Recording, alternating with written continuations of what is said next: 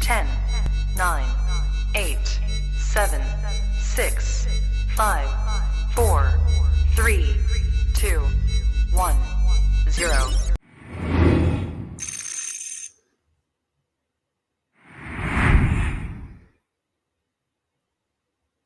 All right, welcome to today's edition of the Rising Coaches Member Spotlight. We are joined by Westminster assistant coach Doug Caputo. Doug, what's up, man? Not much. What's going on with you, Adam? Just plugging away. Appreciate you being on here today. Yes, sir. Of course. Always glad to help.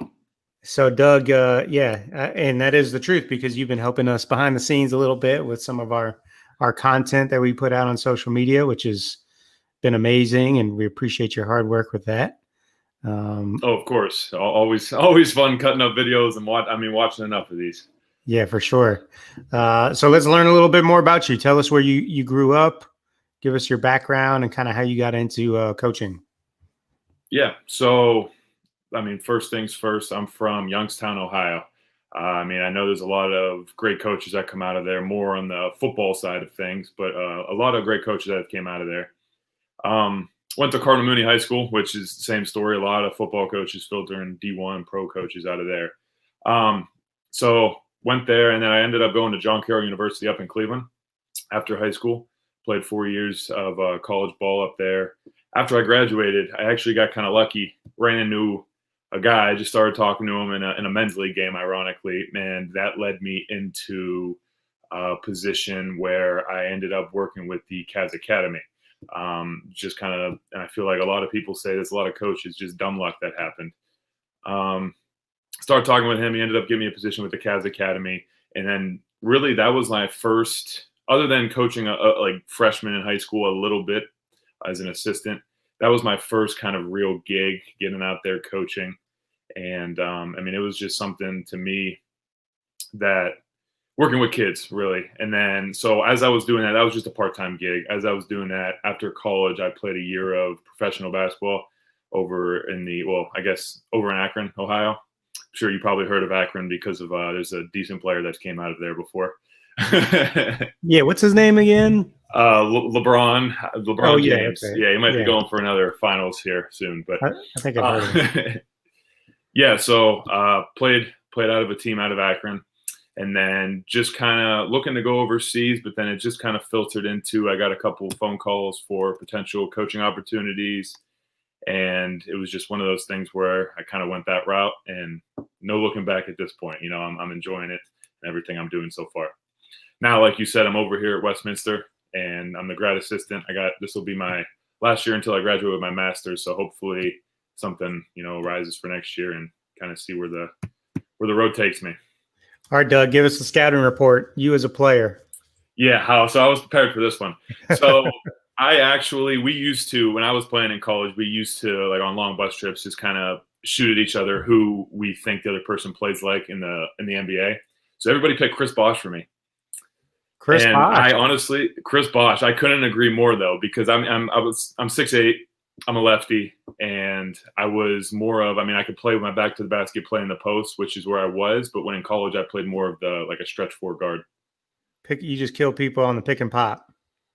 Pick and pop. Now, could you put it on the deck a little bit if they chase you off the 3-point line? Or are you moving the ball once that happens? Well, so ironically, I said stretch four. I used to, I shot threes in high school. My college coach never let me shoot threes. I was the guy who I'd take one step inside the 3-point line and shoot. I did shoot threes in college, don't get me wrong, but I wasn't. But I put it on the floor a little bit. How can you be Chris Bosh if your coach didn't let you shoot 3-pointers? Listen, my assistants all yelled at me to not. They're like, please shoot the ball, please shoot the ball. And then my head coach, he was very, very old school, and he always just said, he goes, no, because we had two of the best. One of the kids on our team was the 3-point leader for JCU, he still is. So we had two of the best 3-point shooters around me. So it was like just kind of feed them it and play through it. But I don't know. I still made sure I got my shots. Hey, we need to find a big man that like pick and pops to the mid range for you, like a Udonis Haslam or something. All right. So where did you said you went and played professionally in Akron? Yeah. It's in the ABA. I'm not sure. Maybe you've heard of it. It's all around the country. So the Akron Aviators, this will be their third year of having the team. I played in their second year of having the team. It just started up, so it was brand new.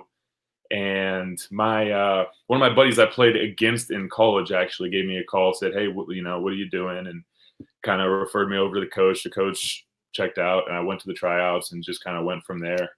It was basically just a little stepping stone for a lot of those guys. I mean, make a couple bucks, but you try and go and make a bigger picture out of it, try and get some agents and go overseas.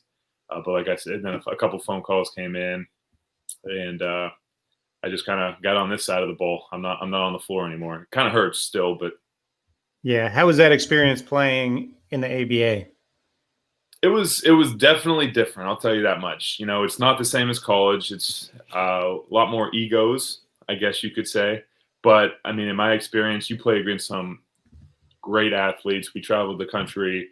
I mean, got to see in different areas, different places, and be able to play against, like I said, just some guys. I mean, there were some people who used to be professional over in Germany and came back. They had 5 starters for a team over here in Pittsburgh. And I mean, 5 guys who used to play in Germany, they could, even though they were like 29, 30 years old, they could still go. So you got to play against some good competition and whatnot as well. Okay, random question, but I got to ask. Did you play against Jalen Benton? He played in that league. He's from Columbus, Ohio.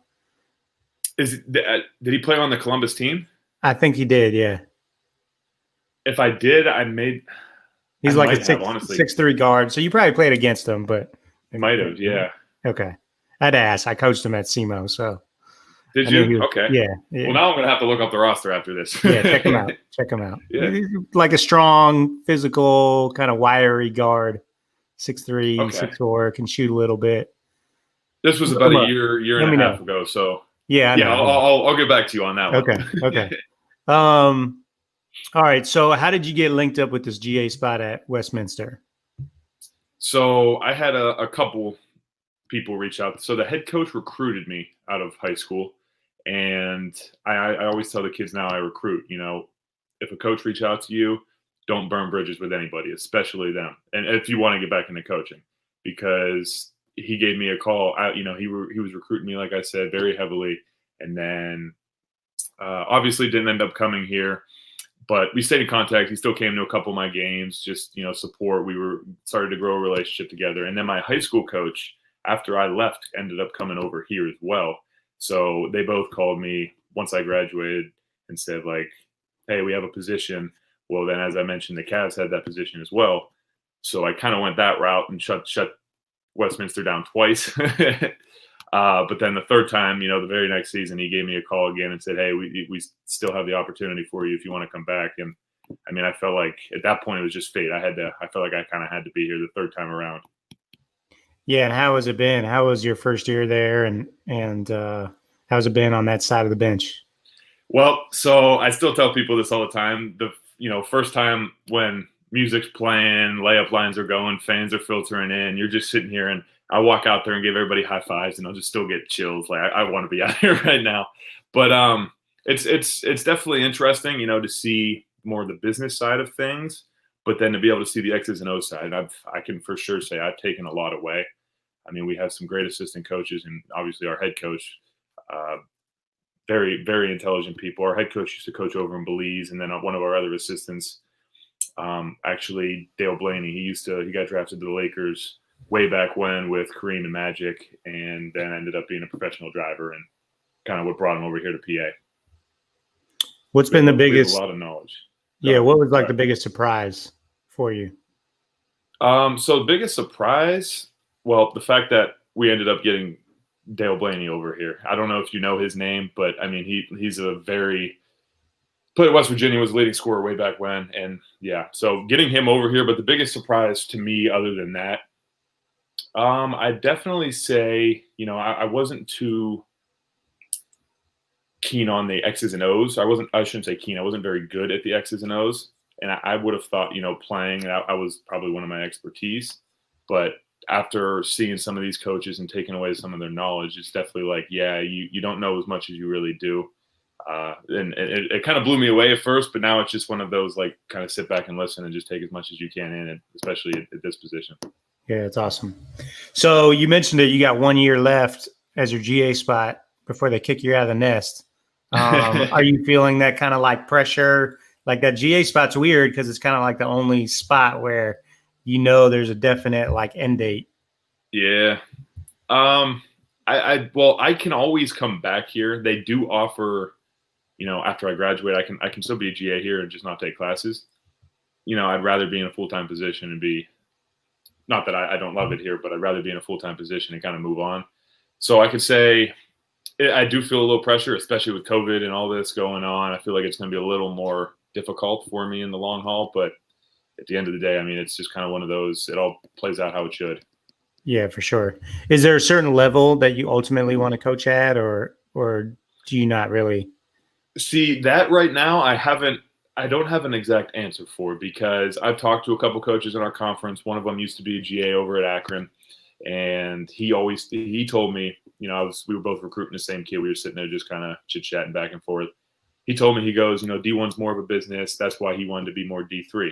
Well, I'm like, but I also want to see the D1 side of things just to be able to kind of get my feels in there. So right now, I don't necessarily know exactly what I want to do. I'd like to obviously be a head coach someday somewhere. But it's just kind of one of those, play it how it goes, and everything always rolls into your favor. Hopefully.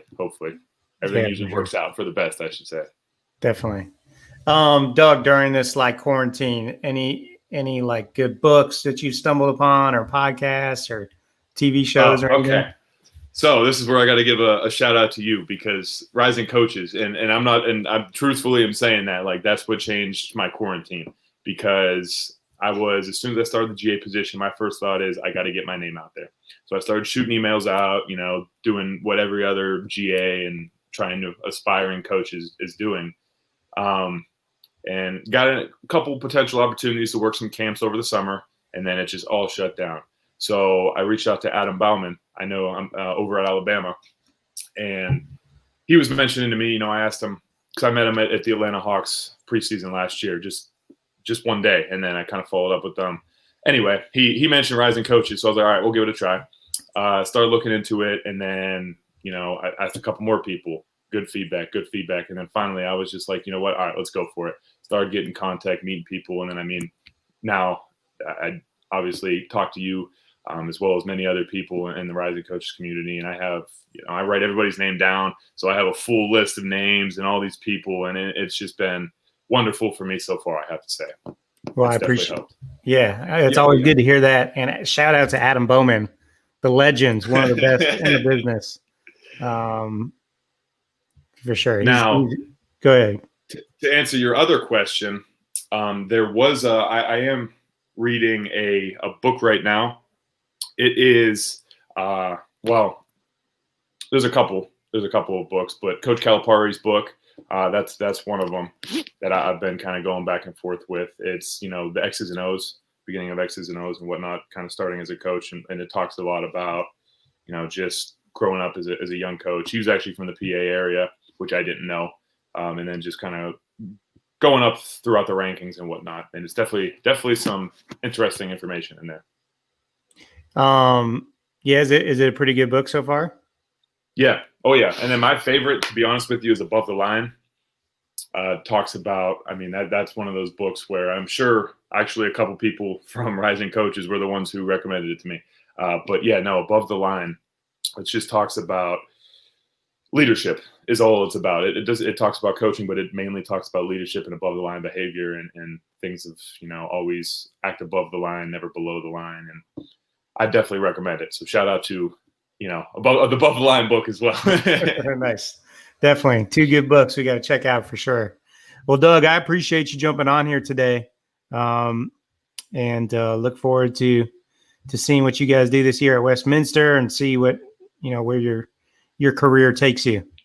Yes, sir. And as always, thank you so much for all the work you do for us behind the scenes. And you really have done a great job with everyone I'm sure sees the content that we put out on social media, but I don't think too many people know like where it comes from and all the people that are working behind the scenes to make it happen. So awesome of you to lend your time to do that. I know you're busy, but also showcasing your video skills. So Who knows? Oh, Maybe yeah. it leads to a video coordinator job next year or something.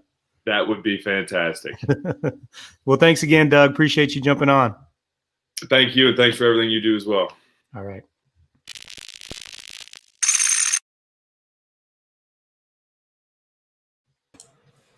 Okay, we're back with Derrick Pringle Jr. Derrick, what's up? Not much, man. How about you? How's it going? It's going great. It's going great. I appreciate you jumping on here today. Thanks for having me. You look like you're in the office. I see the whiteboard in the background. What do you have drawn up over there? Yeah, working on our defense last night in practice. So I've been working on it this morning as well. Getting ready for practice tonight. So what do you guys play? What is it? Straight man or? Oh, we actually went from man-to-man, the pack line last year to now the amoeba defense this year.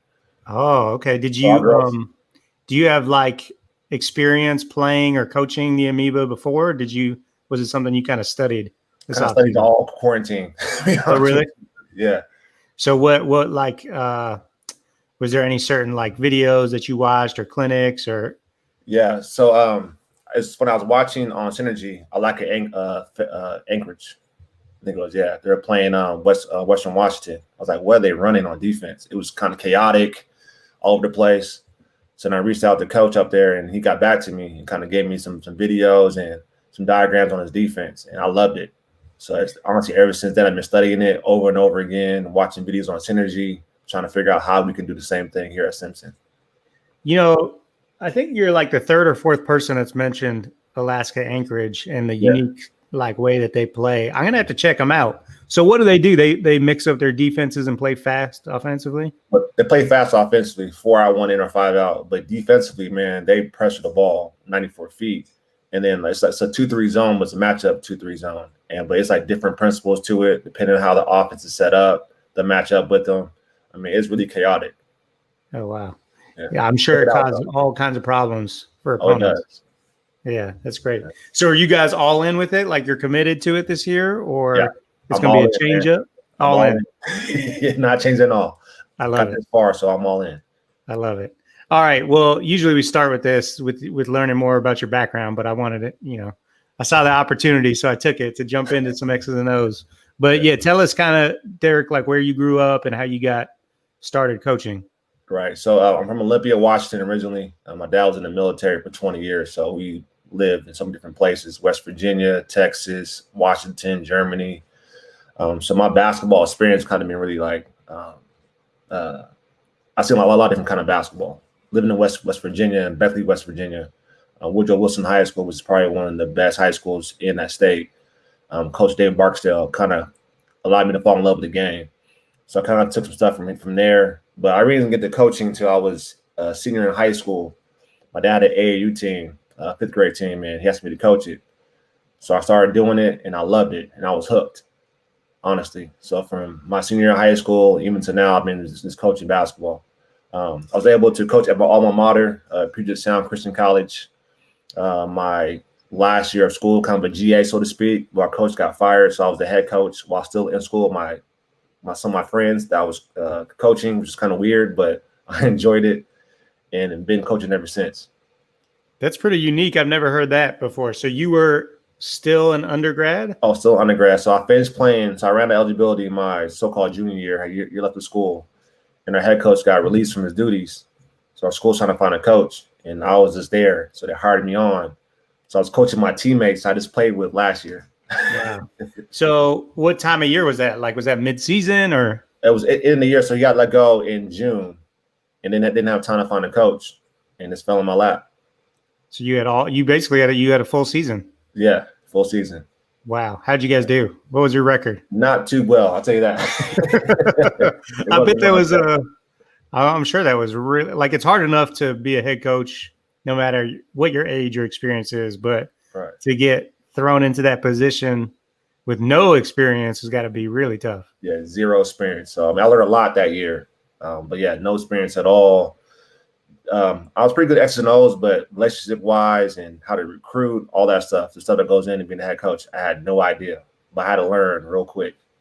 So tell us about like your coaching journey from there. So it's hard to, where do you go from being a head coach right out of the gate?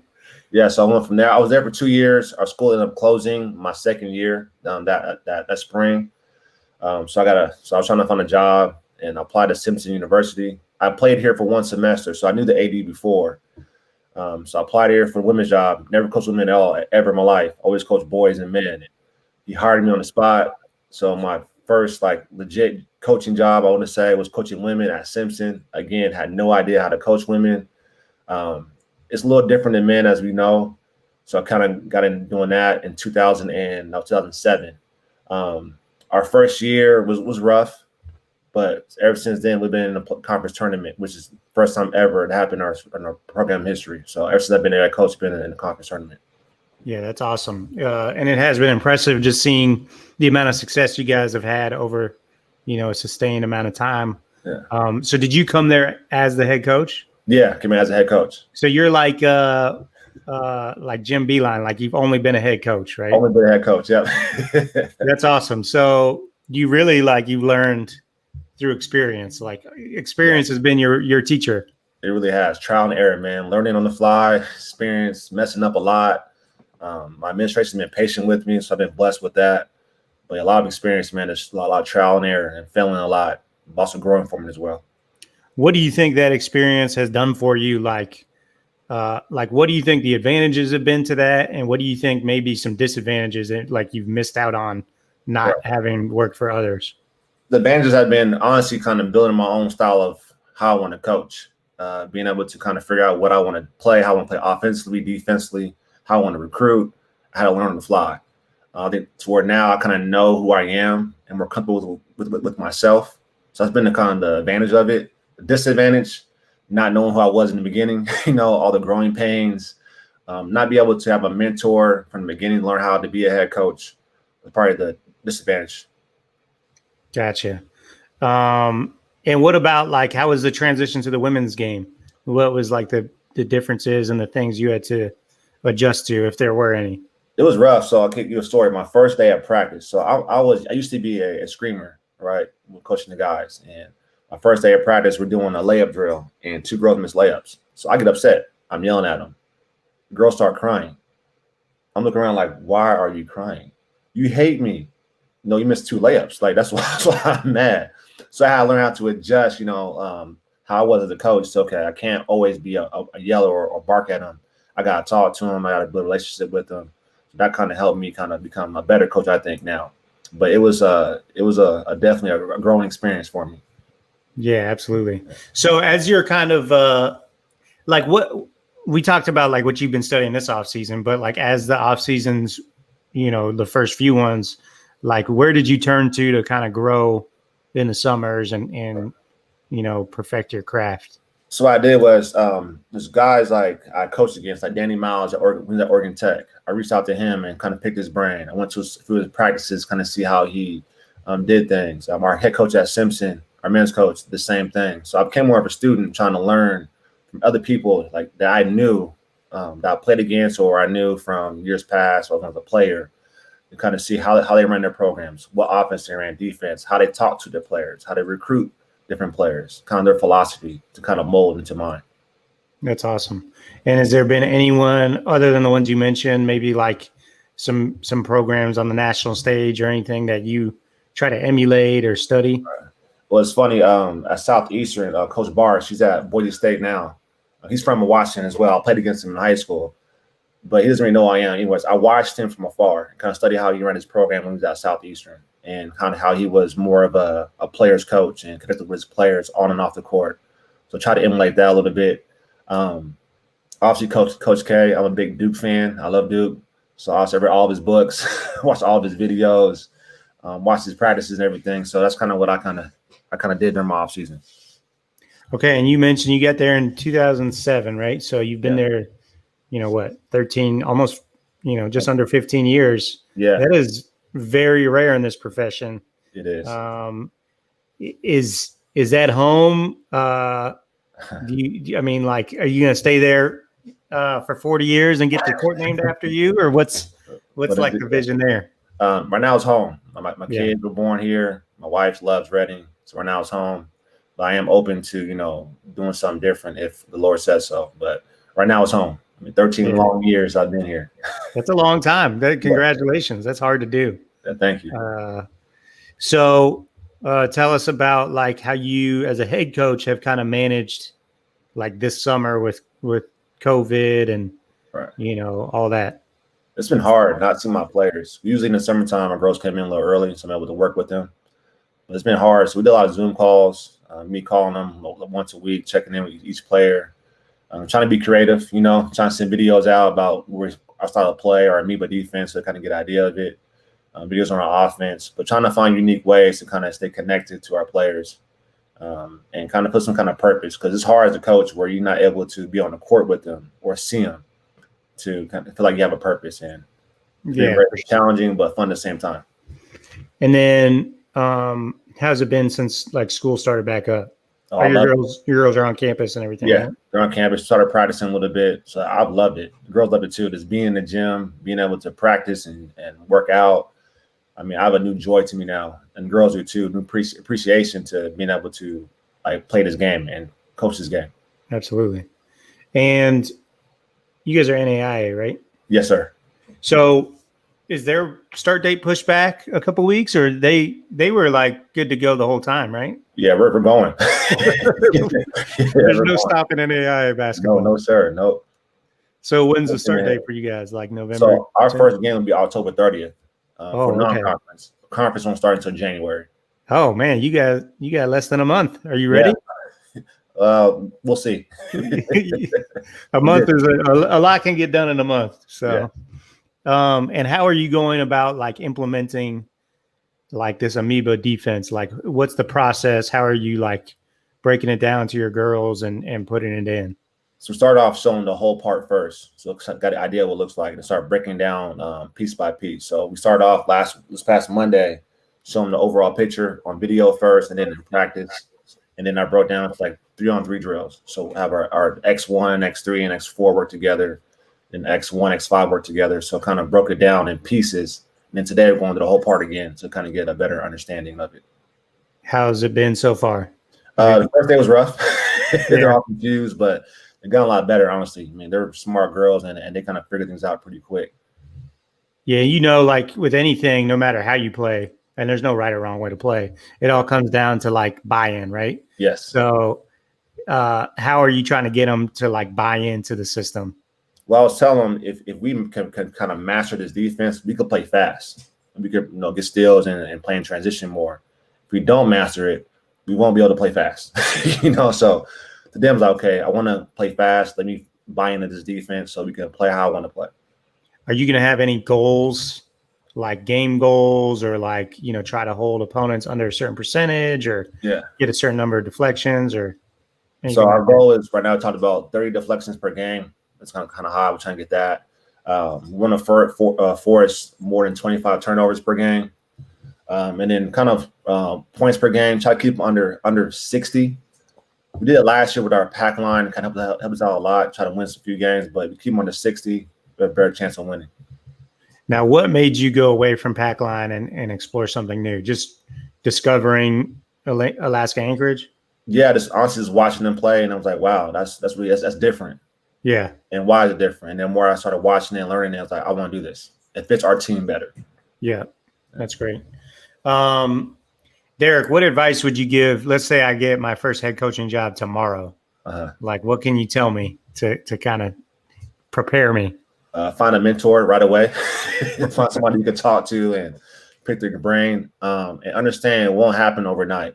It's going to be a process. So don't try to master something, try to win. I mean, I'll try to win right away, but don't try to be the best coach or like be a Coach K all in the first year.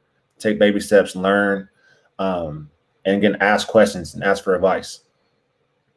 Yeah, that's great advice. Has there been any books or podcasts that have been influential on you? Honestly, the gold standard, obviously by Coach K's book, taught me a lot on how he ran that USA team. Been really helpful. And what I learned from that was honestly relationships, like giving your players a voice, allow them to have a voice, and to how to run a successful program. Podcast, honestly, I got on the Rising Coaches from Brian Burton. It was in April. No, might have been April or May. I listened to his first Zoom call, and I was hooked. And a lot of stuff that coaches were talking about allowed me to be a better coach. Yeah, shout out to Brian Burton. He is doing an unbelievable job with. He's a man. Yeah, he is with All Access Coaches Corner, and Yeah. he's done a great job building a community and putting together some unbelievable content. So I'm glad that's been a great resource for you. Yeah. All right, Derrick. What I forgot to ask you this at the beginning, but I ask everybody. Like, what was the scouting report for you as a player, and do you still get out there? I play a little bit now still, but the scouting report is don't let me shoot. Shooter. No, Knockdown shooter. Yeah, don't let me shoot. And it's a really good defender. Okay. Yeah. A 3-and-D guy. Yes, sir. I love it. I love it. Well, Coach, I appreciate you being on here. It was good to learn a little bit more about you, and appreciate you being part of the Rising Coaches family. Thank you so much.